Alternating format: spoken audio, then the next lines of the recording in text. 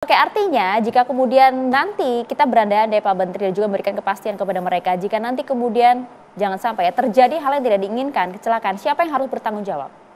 Mereka kan bekerja sama dengan K3 di sana dan juga BUMD. Yang pertama adalah, tadi saya katakan bahwa itu kan ada syarat, ada kriterianya, ada standarnya. Kalau memenuhi semuanya itu sudah dilakukan, kemudian ada kecelakaan, ya itu soal yang kedua lagi gitu. Emang kalian pikir di K3S yang gede-gede itu nggak ada kecelakaan? Nah itu dia Pak. Padahal sudah memenuhi standar-standar sertifikat ISO dunia itu. Itu dikhawatirkan Pak Menteri? Ya, kalau seandainya itu terjadi, maka yang pertama K3S dengan pelakunya itu harus ikut bertanggung jawab. Harus ikut. Karena itu merupakan bagian daripada areal kerja dia. Makanya saya katakan dalam pekerjaan di migas itu kan banyak variabel yang dia harus penuhi syarat-syaratnya. Oke, termasuk juga jumlah potensi pendapatannya kan juga cukup besar ya Pak. Cukup besar. Itu dia. Untuk rakyat itu, kan saya sudah katakan. Pemerataan lagi-lagi. 1 barel itu 159 liter. Kalau 3 barel itu kan berarti kurang lebih sekitar 159 kali 3. 450-an ya. 450, 480 lah. Ya. 480 kali ICP sekarang $70 kali 80%, itulah pendapatan masyarakat. Satu sumur. Satu sumur. Kalau yang kerjanya 7 orang atau 10 orang, rata-rata mereka bisa dapat 250 sampai 300 ribu lah per hari.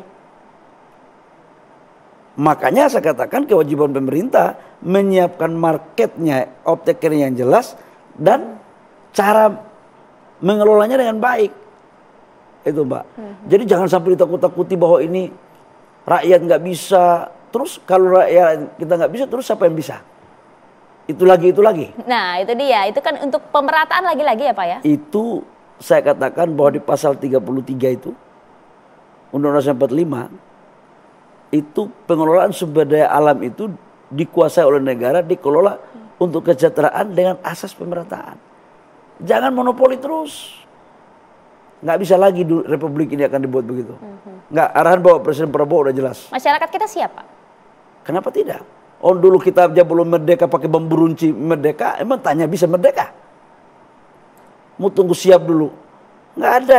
Itu menurut saya itu kalau ada pertanyaan kayak begitu, itu pertanyaan itu ada pertanyaan isi tumpangan itu. Nah itu dia. Jangan sampai ada apa-apanya itu pasti ya Pak. Sengaja mulai kita bodoh aja, dikira kita bodoh gitu. Enggak lah. Ini republik sekarang presiden dan menteri-menterinya udah paten semua lah.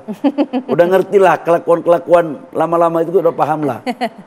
Abu leke itu kita sudah paham ya. Udah paten kali lah di barang ya Pak ya. Oke, kita akan lihat nanti akan seperti apa. Tapi lagi-lagi Pak, permasalahan mengenai minyak dan mineral ini di Indonesia kan memang tak sedikit ya. Beban seorang Bahlil Lahadalia cukup besar juga. Bagaimana kemudian Anda bisa menyelesaikan hal ini dengan target yang tidak sedikit dari Presiden Prabowo? Sesaat lagi kita bahas. Usai jeda pemirsa.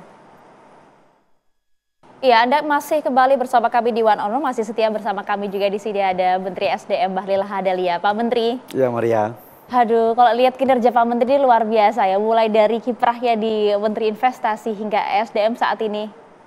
Targetnya berat-berat tuntas semua itu Pak Menteri. Nah, tapi kalau kita lihat saat ini, apa yang ditargetkan oleh Presiden Prabowo kan juga nggak gampang Pak Menteri ya. Cukup berat, terlebih lagi Anda ini baru jalan sekitar berapa bulan di SDM.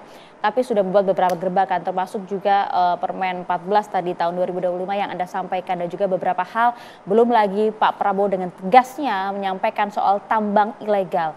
Kalau dilihat mengapa sih Pak Prabowo, Pak Menteri begitu tegas dan marah soal tambang ilegal ini? Jadi begini, saya semakin kesini, semakin memahami, meresapi apa yang menjadi pikiran besar Bapak Presiden Prabowo. Karena secara jujur, Bapak Presiden Prabowo ini kan berlatar belakang keluarga yang betul-betul pejuang ya. Bapaknya adalah tokoh bengawan ekonomi. Kakeknya juga adalah salah satu intelektual pendiri bangsa.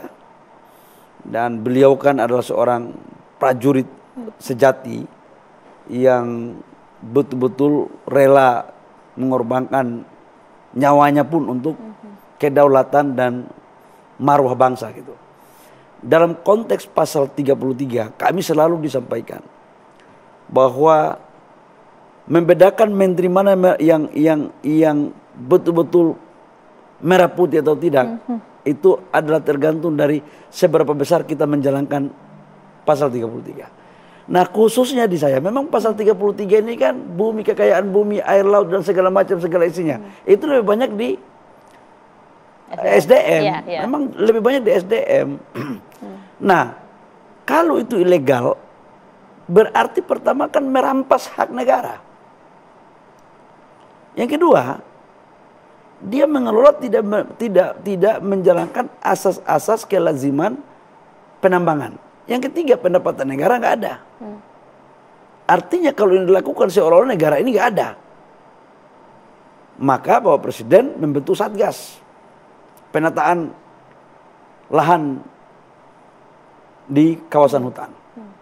Ya, saya sebagai Menteri SDM harus bekerja sama, membuka semuanya. Oke, meskipun kita tahu Pak, ya mohon maaf sekali lagi dia adalah rahasia umum Pak, ada backing kuat di sana Pak, makanya selama ini ekosistem terbentuk dengan begitu nyaman mereka di sana. Ya saya ini kan dulu sebelum jadi menteri kan pengusaha juga Maria. Paham lah. Saya pengusaha tambang juga ya, sesama plat kuning yang saling mendahului. Jadi begini, udahlah kita ini sekarang kelakuan-kelakuan lama itu sudah kita kuburkan, insaf sudah, insaf. Karena Bapak Presiden sudah memerintahkan siapapun backingannya, nggak peduli, penegakan aturan harus dilakukan. Negara nggak boleh kalah dari siapapun, pangkat apapun, jabatan apapun, partai apapun. Dan saya sebagai pembantu beliau, Bapak Presiden, ya saya jalankan. Kawan Anda banyak Pak Menteri, banyak yang nggak suka dengan Anda nanti. Saya kan bukan persoalan suka saya atau tidak suka. Ini perintah negara. Jangankan kawan saya, adik saya pun kalau ini perintah negara dan dia melanggar, saya akan selesaikan. Wow. Termasuk juga jika ada oknum-oknum yang di dalam kementerian Anda? Oh, pasti.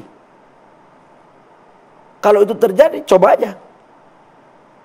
Nggak boleh, kita ini jangan main-main gitu loh. Kalau sudah presiden ngomong A, ya kita jangan A minus atau B minus. A ya A, terjemahkan lurus, jangan bengkok-bengkok.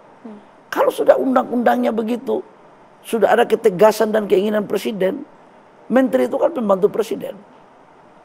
Yang namanya pembantu, mengeksekusi, menjalankan apa yang menjadi keinginan dan perintah atasan. Jangan ikut mau kita sendiri. Nanti ada terjadi kong kali kong lagi. Nggak bisa, nggak ada.